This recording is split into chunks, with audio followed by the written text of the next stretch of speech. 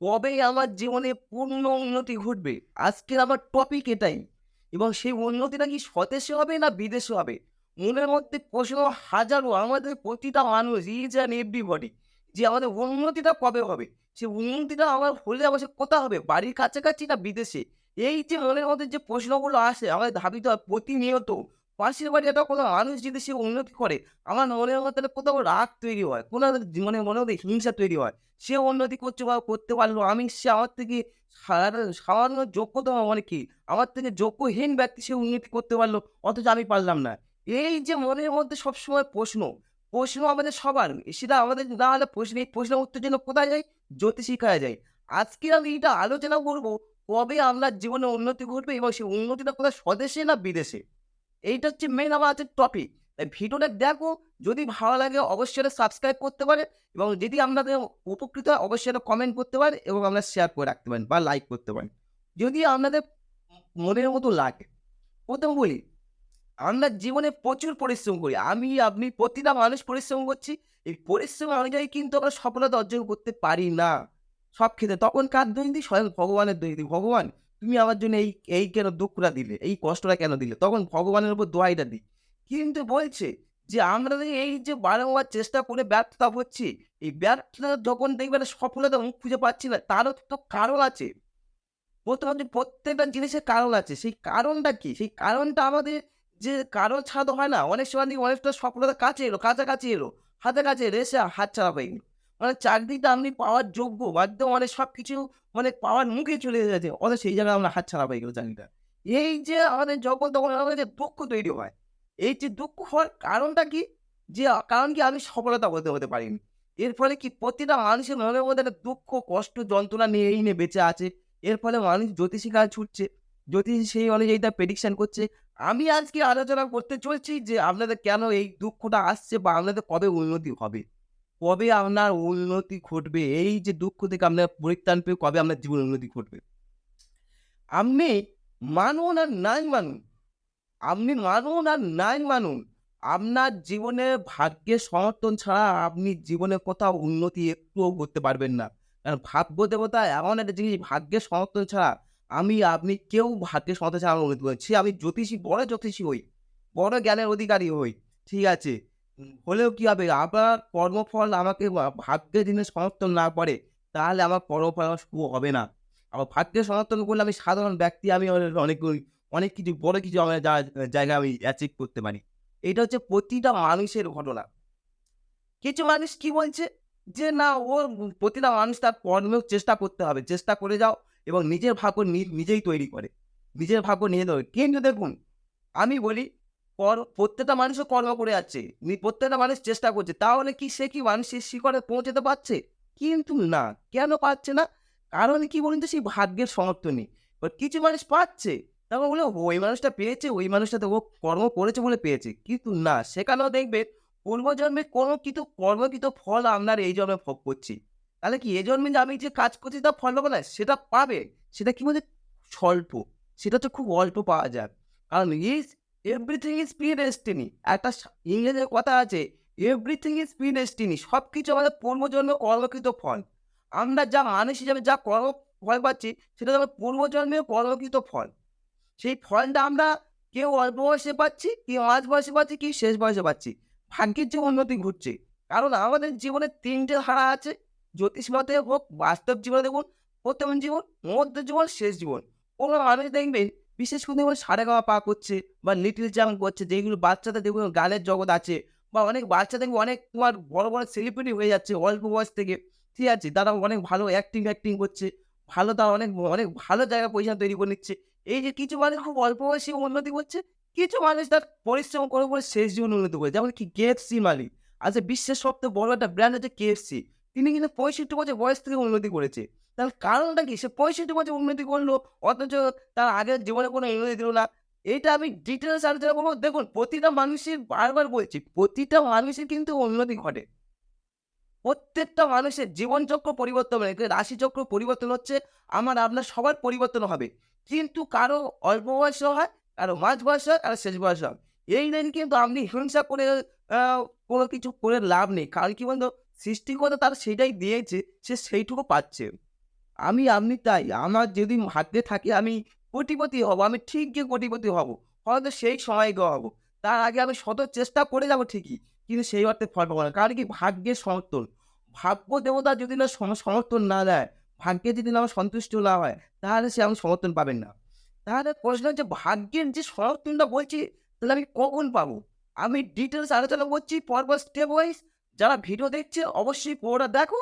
দেখলে আমি বলছি এটা নতুনত্ব ভিডিও আপনাদের ভালো লাগবে। কারণ কি আমরা সবাই ভাগ্যের জন্য জ্যোতিষী গায়ে যাই। আমরা সবাই ইনক্লুড আমি হয়তো জ্যোতিষী করি। আমি একজন অ্যাস্ট্রোলজার হিসাবে বলছি হয়তো আমরা প্রত্যেকে মানুষ ছুটি কোথায় জ্যোতিষীর কাছে। সেই জ্যোতিষীর হাত দেখাই বা জ্যোতিষী জন্মকুষ্টি বিচার করি। আজকে সেটা আমি ডিটেইলস আলোচনা করব আপনার জীবনে কখন ভাগ্যের উন্নতি ঘটবেই। সেটা আজকে ডিটেইলস আলোচনা করব। তাই অবশ্যই দেখো, ভিডিও দেখো, নতুনত্ব মনে হচ্ছে। আর চ্যানেল ভালো লাগলে অবশ্যই সাবস্ক্রাইব করতে পারেন। বলছে প্রশ্ন, বলছে রবি যদি কারোর ভাগ্যপতি হয়, রবি ঠিক আছে লগ্ন বা চন্দ্রের সাপেক্ষে কারো রবি যদি ভাগ্যপতি হয় বা ভাগ্যস্থানে যদি ভাগ্যস্থানে যদি রবি বসে থাকে, রবি ভাগ্যপতি কোন লগ্নের হয় বা কোন রাশিতে ধনুতে। ধনু লগ্ন বা ধনু রাশির জাতকদের রবি হচ্ছে ভাগ্যপতি। সেখানে যদি রবি অবস্থান করে বা আপনার যদি যে কোনো লগ্ন হোক বা যে কোনো রাশি হোক যদি আপনার ভাগ্যস্থানে রবি থাকে, তাহলে জানবেন আপনার 22 বছরের উন্নতি ঘটবে। 22 বছর স্পেসিফিক যখন আপনার 22 বছর থেকে উন্নতি ঘটবে। আপনার গ্র্যাজুয়েশন কমপ্লিট করলেন, যাই করুন তারপরে আমার 22 থেকে আপনি সার্ভিস পেয়ে গেলেন। ভালো জায়গায় চলে গেলেন। এস্টাবলিশ হয়ে গেলেন। 22 এর পর থেকে আপনার উন্নতি শুরু হচ্ছে 100% রবি যদি হয়। আপনারা লিখে রাখতে পারেন। চন্দ্র, যদি চন্দ্র হয়, দেখুন আমরা যে চন্দ্র হচ্ছে কি? চন্দ্র হচ্ছে একটাই ঘর কর্কট রাশির অধিপতি। সেই চন্দ্র যদি আপনার ভাগ্যস্থানে অবস্থান করে, লগ্নের সাপেক্ষে চন্দ্র যদি ভাগ্যস্থানে অবস্থান করে, যার যে লগ্ন হোক, যার যে লগ্ন সে যদি চন্দ্র যদি ভাগ্যস্থানে অবস্থান করে বা যদি আপনার চন্দ্র নবমপতি হয়, চন্দ্র নবমপতি কোন রাশিতে হয়? বৃশ্চিক রাশি বা বৃশ্চিক লগ্নের জাতক-জাতিকাদের নবমপতিতে চন্দ্র। কারণ বৃশ্চিক লগ্ন চন্দ্র যদি আপনার কর্কট রাশিতে অবস্থান করে, তাহলে তার জানবেন 24 বছর থেকে ভাগ্যের উন্নতি ঘটবে। 24 বছর বয়স থেকে তার ভাগ্যের উন্নতি ঘটবে। 100 এ 200% লিখে রাখতে পারেন এটা আমি বলছি 200% আপনার ঘটনা ঘটবে। মঙ্গল, চলে আসি মঙ্গল। মঙ্গল যদি আপনার লগ্নের বা চন্দ্রের সাপেক্ষে মানে রাশি বা লগ্নের সাপেক্ষে ভাগ্যস্থানে অবস্থান করে, ভাগ্যস্থানে। আর যদি মঙ্গল, সেই মঙ্গল যদি আপনার নবমপতি হয়, যদি ভাগ্যস্থানে অবস্থান করে তাহলে তো ভালো। মানে ভালো মানে শুধু না, তাহলে জানবেন আপনার উন্নতির সময় হচ্ছে 28 বছর বয়স থেকে। যদি আপনার দেখেন ওটা যদি না হয়, তাহলে যদি দেখেন আপনার আপনার যদি লগ্নের সাপেক্ষে বা চন্দ্রের সাপেক্ষে যদি মঙ্গল যদি ভাগ্যপতি হয়, ভাগ্যপতি তাহলে কি কোন দুটো রাশিতে হচ্ছে? সিংহ রাশি আর মীন রাশি। সিংহ রাশি নবমপতি হচ্ছে মেষ। নবম ঘরের মালিক হচ্ছে মেষ, সেখানে মঙ্গল। আর মীনের হচ্ছে সেখানে আমার নবম হচ্ছে কি বৃশ্চিক। তাহলে সেখানেও মঙ্গল। এই যদি মঙ্গল যদি আপনার ভাগ্যের অধিকর্তা হয়, মানে ভাগ্যপতি হয়, সেখানে যদি মঙ্গল অবস্থান করে, যদি আপনার ওই বৃশ্চিক রাশি কিংবা মেষ রাশিতে অবস্থান করে, সিংহ লগ্নে বা রাশিতে যাদের তাদের যদি মেষ রাশিতে অবস্থান করে মঙ্গল, আর মিনে যদি আপনার মানে বৃশ্চিক অবস্থান করে, তাহলে জানবেন আপনার 28 বছর বয়স থেকে আপনার ভাগ্যের উন্নতি ঘটবে। 28 বছর বয়স থেকে আপনার ভাগ্যের উন্নতি ঘটবে। চলে আসুন পরবর্তী কি? পরবর্তী হচ্ছে বুধ। আমি পরপর স্টেপ ওয়াইজ গ্রহগুলো আলোচনা করছি। পরবর্তী গ্রহ হচ্ছে কি বুধ। বুধ যদি আপনার ভাগ্যস্থানে অবস্থান করে, বুধ স্পেসিফিক বুধ, বুধ যদি ভাগ্যস্থানে অবস্থান করে বা বুধ যদি আপনার নবমপতি হয়, যদি বুধ ভাগ্যস্থানে অবস্থান করে তাহলে তো আপনার মানে 32 থেকে শুরু হচ্ছে। আর যদি বুধ নবমপতি হয়, এবার সেই নবম ঘরে যদি অবস্থান করে, বুধ নবমপতি কোন দুটো রাশিতে হচ্ছে? বুধের দুটো ঘর। একটা কি হচ্ছে মিথুন রাশি, একটা কন্যা রাশি। বুধ সেই মিথুন রাশি যাদের হচ্ছে মানে মিথুনে যে বুধ তখন হচ্ছে কি তুলা লগ্ন হতে হবে। তুলা লগ্ন বা তুলা রাশি। তুলা লগ্ন বা তুলা রাশি হয়ে বুধ যদি আপনার মানে ইয়েতে থাকে, মিথুনে থাকে, তাহলে জানেন আপনার 32 থেকে উন্নতি শুরু হচ্ছে। 32 থেকে উন্নতি শুরু হচ্ছে। আর যদি দেখেন মিথুন না হয়ে আমরা যদি কি হয় মকর হয়। মকর হচ্ছে কি? মকর হচ্ছে সেখানে আপনার নবমপতিকে বুধ। কারণ বুধ হচ্ছে কি তখন কন্যার মালিক হচ্ছে। সেই বুধ যদি আপনার কন্যাতে অবস্থান করে, তাহলে জানবেন সেই জাতক উন্নতি করবে। আপনি যেই হন, যদি মকর রাশি হয়, বুধ যদি আপনার কন্যা রাশিতে মানে অবস্থান করে, তাহলে জানবেন আপনার 32 বছর থেকে আপনার জীবনে উন্নতি শুরু হচ্ছে। 100 এ 200% বুধ। চলে আসুন বৃহস্পতি। বৃহস্পতি যদি কারো ভাগ্যস্থানে অবস্থান করে, বৃহস্পতি যদি কারো আপনার যদি ভাগ্যস্থানে অবস্থান করে, বা বৃহস্পতি যদি নবমপতি হয় এবং সে যদি নবমভাবে অবস্থান করে, বৃহস্পতি নবমপতি কোন দুটো রাশিতে পড়ছে? এমনি বৃহস্পতি দুটো ঘর, মীন আর হচ্ছে আপনার ওই ধনু। বৃহস্পতি আমরা পড়ছে কি? এক হচ্ছে কর্কট। কর্কট হচ্ছে নবমপতিকে, কর্কট হচ্ছে নবমপতি হচ্ছে আপনার মীন। সেখানে হচ্ছে বৃহস্পতি, সেখানে বৃহস্পতি অবস্থান করে। যারা কর্কট লগ্ন বা রাশি, তার যদি নবমপতি হতে কি হচ্ছে, যদি মীনে যদি আমাদের বৃহস্পতি অবস্থান করে, তার জীবনে উন্নতি ঘটবে ১৬ বছর বয়স থেকে। যদি কর্কট না হয়ে হচ্ছে কি, কর্কট না হয়ে যদি হচ্ছে আপনার মেষ, মেষের হচ্ছে নবমপতিকে, সেখানে হচ্ছে ধনু। সেখানে যদিও আপনার মেষ রাশি বা মেষ লগ্ন হয়ে ধনু যদি আপনার ইয়েতে বসে থাকে, মানে ধনুতে যদি বৃহস্পতি অবস্থান করে, তাহলে জানবেন আপনার ১৬ বছর বয়স থেকে জীবনে উন্নতি ঘটবে। এটা হচ্ছে খুব একদম মানে একটা এফেক্টিভ রেজাল্ট পাবেন একদম 100%। চলে আসবো পরবর্তী শুক্র। শুক্র যদি কারো ভাগ্যবতী হয়, ভাগ্যস্থানে থাকে, শুক্র যদি কারো ভাগ্যস্থানে থাকে, তার তো উন্নতি শুরু হচ্ছে ২৫ বছর বয়স থেকে। ২৫ বছর বয়স থেকে শুক্র। আর শুক্র ফল দেয় ২৫ বছর বয়স থেকে। আর যদি শুক্র নবমপতি হয় এবং সেটা নবমভাবে অবস্থান করে, নবমপতি ঠিক কোন দুটো রাশিতে পড়ছে? এক হয় কন্যা, আরেক হচ্ছে কুম্ভ। কন্যা যাদের লগ্ন বা রাশি হচ্ছে, তাদের যে নবমপতি হচ্ছে গিয়ে হচ্ছে আপনার কি হচ্ছে তোমার বৃষ।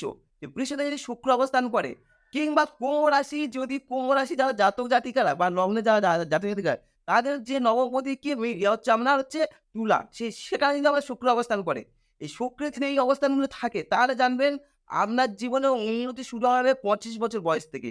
২৫ বছর বয়স থেকে আপনার জীবনে উন্নতি শুরু হবে 100%। চলে আসুন পরবর্তী গ্রহ কি? শনি। শনি যদি আপনার ভাগ্যস্থানে অবস্থান করে, ভাগ্যস্থানে অবস্থান করে, বা শনি যদি আপনার ভাগ্যপতি হয়, ভাগ্যপতি হয়ে যদি ভাগ্যস্থানে অবস্থান করে, তাও হবে। ভাগ্যপতি তাহলে কোন ২ রাশিতে অবস্থান করছে? মিথুন রাশি আর বৃষ রাশি। বৃষ রাশি নবমপতি কে? মকর। এই মকরের মালিক কে? শনি। সেখানে যদি শনি মকরে অবস্থান করে, বৃষ রাশি বা বৃষ লগ্নের জাতকদের শনি যদি মানে কি মকরে অবস্থান করে, তাহলে জানবেন আপনার উন্নতি শুরু হচ্ছে ৩২ বছর বয়স থেকে। ৩৬ বছর বয়স থেকে। তাহলে উনি ৩৬ বছর। আর কি হচ্ছে? যদি মিথুন, মিথুনের কারো রাশি বা লগ্ন হয়, তার যদি শনি যদি আপনার কুম্ভতে অবস্থান করে, তাহলে জানবেন তার উন্নতি শুরু হচ্ছে ৩৬ বছর বয়স থেকে। এইটা হচ্ছে ২২ থেকে ৩৬ পর্যন্ত আলোচনা করলাম। এবার দেখবেন যারা লিটল চ্যাম্প, সারেগামাপা খেলছে, ঠিক আছে, সারেগামাপা আছে, কোনো বাচ্চা দেখবে খুব অল্প বয়সে বিশাল জায়গায় চলে গেছে। তারা জীবনে কখন উন্নতি করছে? তারা জীবনে এত অল্প বয়সে উন্নতি করছে কেন? বলছে ২২ থেকে ৩৬ পর্যন্ত গৌড়া ফল দেয় 100%। আবার কিন্তু গৌড়া দুবার ফল দেয়। আবার গৌড়া দুবার ফল দেয়। কখন? বলছে রবি দেয় ৪৮ বছর দেয় আর ৭০ বছরের ফল দেয়। রবি ৪৮ বছর আর ৭০ বছরের ফল দেয়। এটা লিখে রাখতে পারেন আপনারা। আপনাদের উপকার। রবি ৪৮ এ দেয়, ৭০ এ দেয়। চন্দ্র দেয় কোথায়? আপনার ৫ বছরে দেয় আর ৪৯ বছর বয়সে দেয়। ৫ বছর বয়সে দেয়, ৪৯ দেখবে অনেক যারা শৈশবকাল থেকে অনেক জীবনে উন্নতি করছে। এই চন্দ্র ৫ বছর যদি আমার ভাগ্যস্থানে চন্দ্র খুব স্ট্রং থাকে, তাহলে আমরা ৫ বছর বয়স থেকে আমরা উন্নতি শুরু হচ্ছি। মঙ্গল ফল দেয় কত? ১০ বছরে দেয়, আবার দেয় কত? ৩৯ বছরে দেয়। ১০ বছরে দেয়, ৩৯ বছরে দেয়। বোন তো ৩২ বছর বললাম ফল দেয়। আবার কখন দেয়? পূর্বে দেয় ২০ বছর দেয়, ৩২ আগে একবার ফল দেয় ২০ বছরের বয়সে দেয়। আর একবার ফল দেয় ৫৪ বছর বয়সে ফল দেয়। ৫৪ বছর বয়সে ফল দেয়। বৃহস্পতি কত দিচ্ছে? ১৬ তো দিচ্ছে। এরপর কবে দেয়? ২৪ এ দেয়, ৫৬ বছর বয়সে দেয়।